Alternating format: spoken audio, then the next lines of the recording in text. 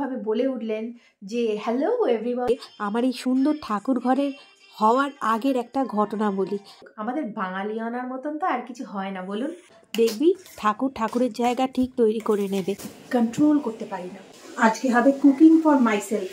মানে ঠাকুর আগে থেকেই জানতো মনে হয় যে আজকে আমার আম পল্লবটা এরকম হবে, কষা মাংস আর রুটি খাবে।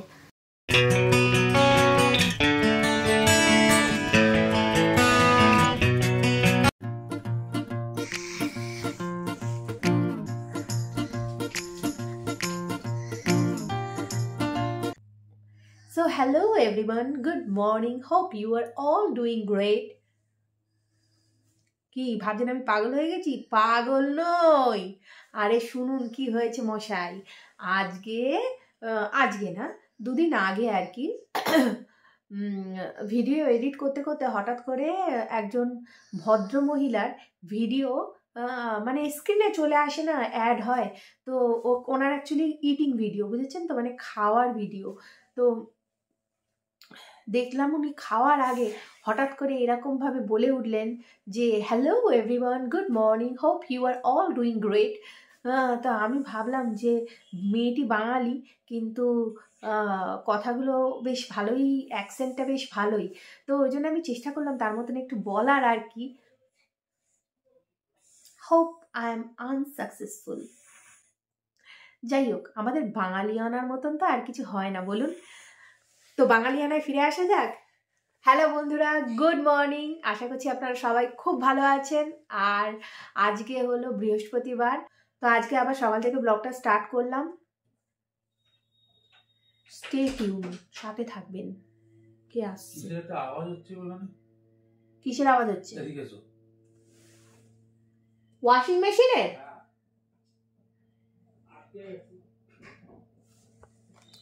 ওয়াশিং মেশিনে কি আওয়াজ হচ্ছে দাঁড়ান তো। ওয়াশিং মেশিনে অ্যাকচুয়ালি জল আসছিল না, মানে পাম্পে জল ছিল না, মেশিনটা বন্ধ করে এলাম।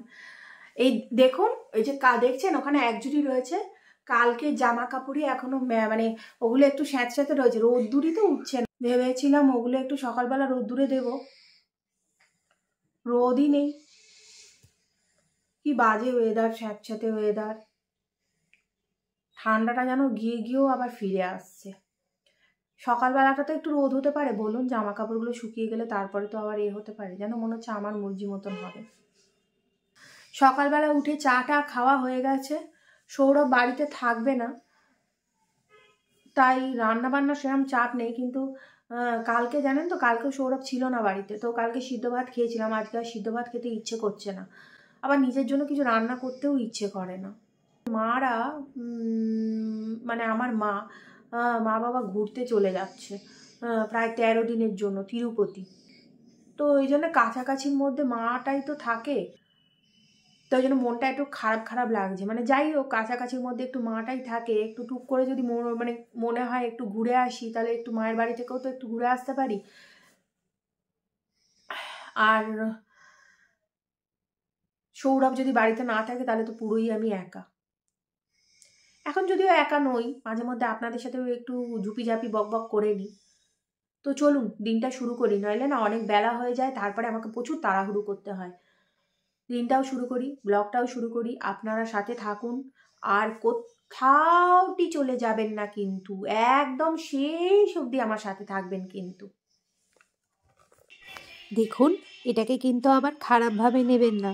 আমি আমার ছেলের মতনও কথা বলার চেষ্টা করি, তাই বলে এরম নয় যে আমি তাদেরকে ভেঙাচ্ছি। যাই হোক, একবার রান্নাঘরে ঢুকে গেলে জানেন তো, বৃহস্পতিবার দিন না এই ঠাকুর পরিষ্কার করতে গিয়ে, এটা একটা বড় কাজ, এটা করতে না আমার অনেক বেলা হয়ে যায়। তারপর আদিকে চান করানো, খাওয়ানো, নিজে খাওয়া। পুজো আমি এখন করি না, পুজো বিকেলবেলা করি, কিন্তু তাও ঠাকুরগুলোকে তো পরিষ্কার করতে হয়, বলুন। সপ্তাহে একদিনই ঠাকুরগুলোকে মানে পুরো নামিয়ে পরিষ্কার করি। তো ওই জন্য না আজকে প্রথমেই এইখানেই চলে এলাম, কারণ রান্নাঘরে একবার ঢুকে গেলে আর আমার বেরোতে বেরোতে অনেক বেলা হয়ে যাবে। আজকে আপনাদের এই ঠাকুর পরিষ্কার করতে করতে আমার এই সুন্দর ঠাকুর ঘরের হওয়ার আগের একটা ঘটনা বলি। আমার জানেন তো, এর আগে ঠাকুর ঘর ছিল না। মানে যে ঘরটা আমাদের বড় ঘর, ওই ঘরেরই যেখানে আমাদের খুব সুন্দর টেবিলটা রয়েছে, ওখানে আমার একটা মানে টেবিল মতন ছোট্ট টেবিল রাখা ছিল, ওই টেবিলটা হওয়ার আগে। আর তার উপরে আমি ঠাকুর রাখতাম, ওটা পূর্ব দিক। এইবার যখন ওই টেবিলটা হলো, তখন না সৌরভ আমার টেবিলের জায়গাটা সরিয়ে দেয়। আমার না তখন খুব রাগ হয়েছিল জানেন তো। আমার ঠাকুরগুলো উঠে যায় জায়গা থেকে, আর একটা ওই সরু সরু তাকের মধ্যে উপর নিচ করে আমাকে ঠাকুর রাখতে হয়েছিল। এবার আমি কি করেছিলাম, রাগেতে না সব ঠাকুর আমি মানে তুলে রেখে দিয়েছিলাম। আমি আর ঠাকুরই পাতিনি। এইবার একদিন যখন আমাদের ওই মানে এই ঘরগুলো তৈরি হওয়ার আগে মাঝের ঘরটা তখন তো কী অবস্থা ছিল, আপনারা যদি দেখতেন তাহলে বুঝতে পারতেন। তো একদিন দীপ্তি আমাদের বাড়িতে আসে, দীপ্তি মানে আমার বান্ধবী। তো এসে আমাকে বলে, তুই ঠাকুর পাতিস নি কেন? আমি বললাম, দূর, ঠাকুরের সিংহাসন নেই, কী ঠাকুর পাতবো? তখন ও আমাকে বলল যে সিংহাসন নেই তো কী হয়েছে, তুই মেঝের মধ্যেই ঠাকুর পাত না, তুই নিজের মতন পুজো কর, দেখবি ঠাকুরের জায়গা ঠিক তৈরি করে নেবে। জানেন তো, জীবনে প্রত্যেকটা মানুষেরই এক একটা কথা জানেন তো, মানে বুকের মধ্যে বা মনের মধ্যে মানে একদম বলতে পারেন গেঁথে যায়। তো ওর ওই কথাটা আমার মনের মধ্যে গেঁথে গেছিলো। আজ সত্যিই দেখুন, আমি ওই মেঝেতেই ঠাকুর পেতে জানেন তো মানে অনেক মাস পুজো করেছিলাম। ঠিক তারপরেই কয়েক মাস পর থেকেই আমার বাড়ির কাজ আরম্ভ হয়, আর আমার এই সুন্দর ঠাকুর ঘরটা তৈরি হয়ে যায়। ঠাকুর সত্যিই নিজের জায়গা নিজেই তৈরি করে নিল। আপনাদের সাথে কথা বলতে বলতে গাছের কটা ফুল হয়েছিল, তুলে রেখে দিলাম, বিকেলবেলা পুজোতে কাজে লেগে যাবে। নিজের গাছের ফুল ঠাকুরকে দিতে যে কী মজা হয় আপনাদেরকে আর বলে বোঝাতে পারবো না। অবশ্য অনেকেই বাড়িতেই ফুল গাছ থাকে, তারা সবাই দেয়। আমার তো সেরকম বিশেষ ফুল গাছ নেই, তবে আমার যে কটা রয়েছে জানেন তো, আমি তাতেই সন্তুষ্ট।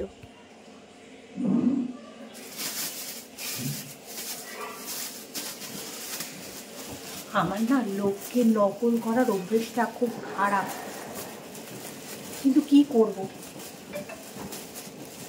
কন্ট্রোল করতে পারি না কাউকে নকল করতে গিয়ে।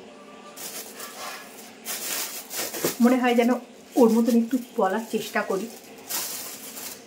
আরে লোক তো ছাড়ুন, আমি আমার আদিকে পর্যন্ত নকল করি।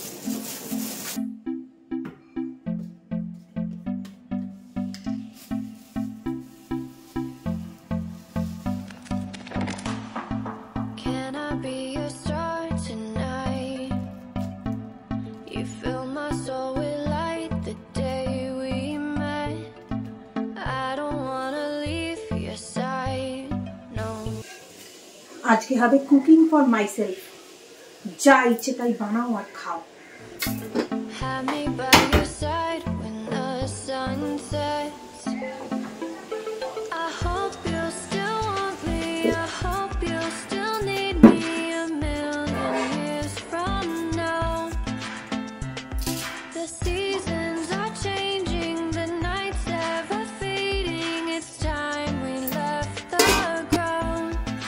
দেখুন, এখানে নিয়ে নিয়েছি শুকনো লঙ্কা, কাঁচা লঙ্কা, রসুন, আদা, জিরে গুঁড়ো, ধনে গুঁড়ো।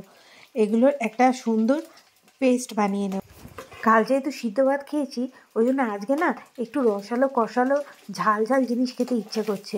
ফ্রিজে দেখলাম একটুখানি মাছের তেল পটকা রয়েছে। কি করলাম, জিরে আর শুকনো লঙ্কা ফোড়ন দিয়ে মাছের তেলগুলো খুব ভালো করে লাল লাল করে ভেজে নিয়েছি। নিয়ে এবার পেঁয়াজ আর আলু দিয়ে আর টমেটো দিয়ে আর ওই যে মশলাটা করলাম, মশলাটার অর্ধেকটা দিয়ে খুব ভালো করে কষিয়ে একদম শুকনো শুকনো করে নামিয়ে নেবো। এই রেসিপিটা অ্যাকচুয়ালি আমার মায়ের, সামান্য একটু চিনিও দিলাম জানেন তো, খেতে ভালো লাগবে। আর একদম শেষে সামান্য গরম মশলা ছড়িয়ে নামিয়ে নেবো।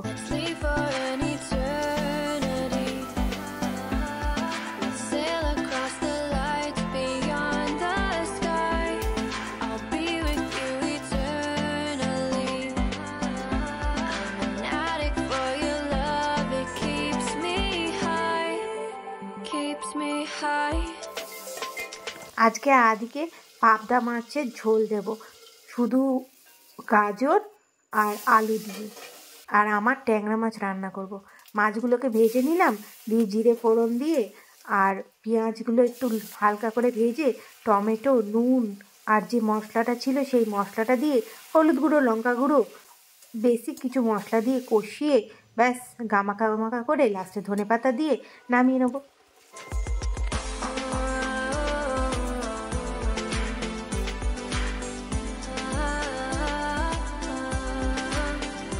এই সন্ধ্যাবেলা সৌরভ ফিরল, ওকে একটু চা করে দিয়ে আর চলে এলাম পুজো করতে, মানে বৃহস্পতিবারের পুজো করতে। দেখুন আমার ঘরটার কি অবস্থা, আজকে বৃষ্টি হয়েছে। এই দেখুন আদি সেই ঝুলন্ত জামাকাপড়ের ওইটাকেও আজকে ছাড়িনি, ওর মধ্যেও জামাকাপড় দিয়ে দিয়েছি। কি অবস্থা দেখেছেন?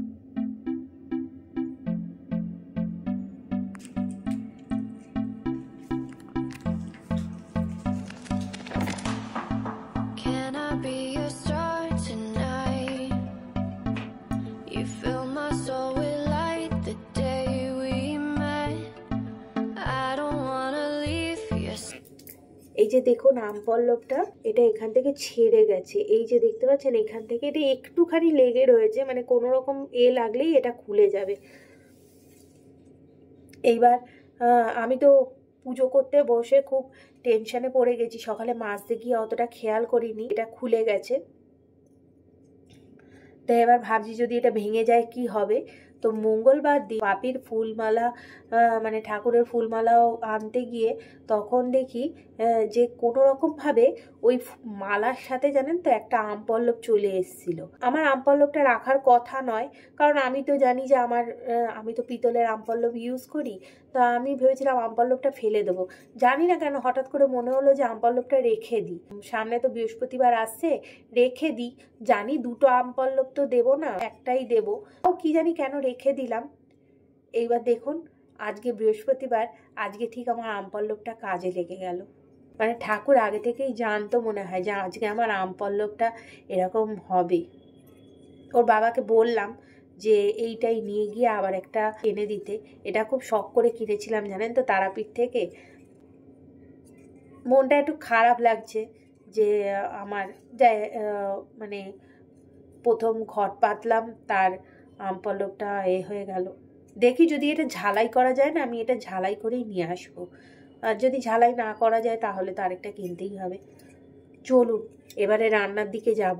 আজকে রাত্রিবেলা আবার চিকেন হবে, ঠাকুরের সামনে বসে চিকেন করছি, ভাবুন।